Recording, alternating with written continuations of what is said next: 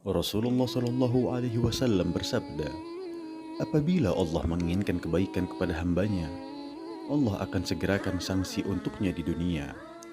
Dan apabila Allah menginginkan keburukan kepada hambanya, Allah akan membiarkan dosanya di dunia sampai Allah membalasnya pada hari kiamat.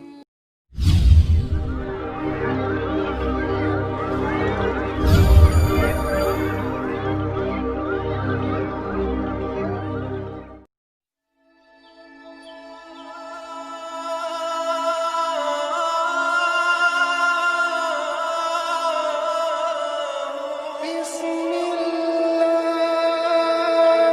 الرحمن الرحيم.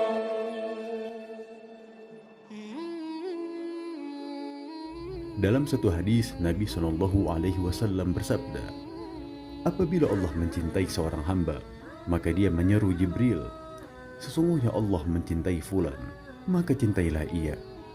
Maka Jibril pun mencintainya. Lalu Jibril menyeru penduduk langit, sesungguhnya Allah mencintai si fulan, maka cintailah ia. Maka penduduk langit pun mencintainya. Setelah itu, kecintaannya diteruskan kepada penduduk di bumi. Hadis riwayat Al-Bukhari. Berikut ciri-ciri hamba yang dicintai Allah Subhanahu wa Ta'ala. Rasulullah Shallallahu Alaihi Wasallam bersabda, apabila Allah menginginkan kebaikan kepada seorang hamba, Allah akan jadikan ia beramal. Dikatakan, apakah dijadikan beramal itu? Beliau bersabda, Allah bukakan untuknya amalan soleh sebelum meninggalnya, sehingga orang-orang yang berada di sekitarnya ridho kepadanya. Hadis riwayat Ahmad dan Al-Hakim.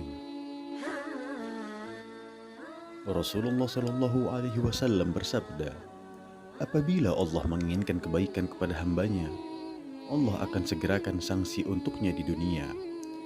Dan apabila Allah menginginkan keburukan kepada hambanya, Allah akan membiarkan dosanya di dunia sampai Allah membalasnya pada hari kiamat. Hadis riwayat At-Tirmizi dan Al-Hakim dari Anas bin Malik. Namun kita tidak diperkenankan untuk meminta kepada Allah agar dipercepat sanksi kita di dunia, karena kita belum tentu sanggup menghadapinya. Kita dianjurkan agar berdoa, memohon kepada Allah kebaikan di dunia dan akhirat.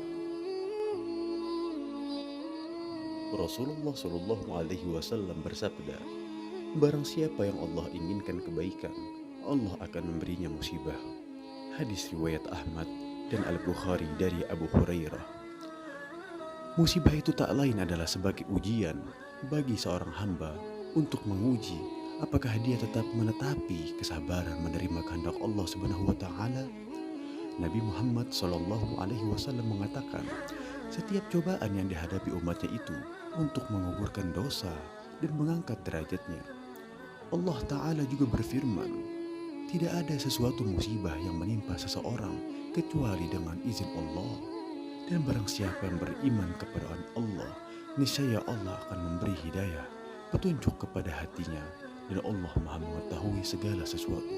Quran Surah At-Taghabun ayat 11. Rasulullah Shallallahu Alaihi Wasallam bersabda, barang siapa yang Allah inginkan kebaikan padanya, Allah akan fakihkan ia dalam agama.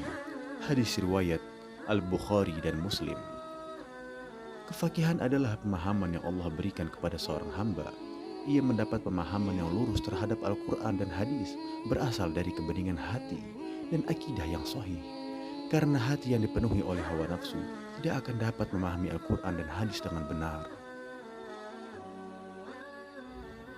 Rasulullah Shallallahu Alaihi Wasallam bersabda, tidaklah seseorang diberikan dengan sesuatu yang lebih baik dan lebih luas dari kesabaran.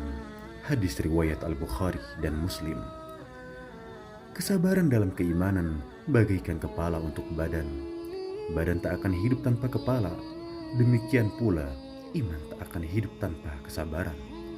Untuk menjalankan perintah Allah Subhanahu wa Ta'ala dan menjauhi larangannya amat membutuhkan kesabaran, karena iblis dan bala tentaranya tak pernah diam untuk menyesatkan manusia dari jalan Allah Subhanahu wa Ta'ala.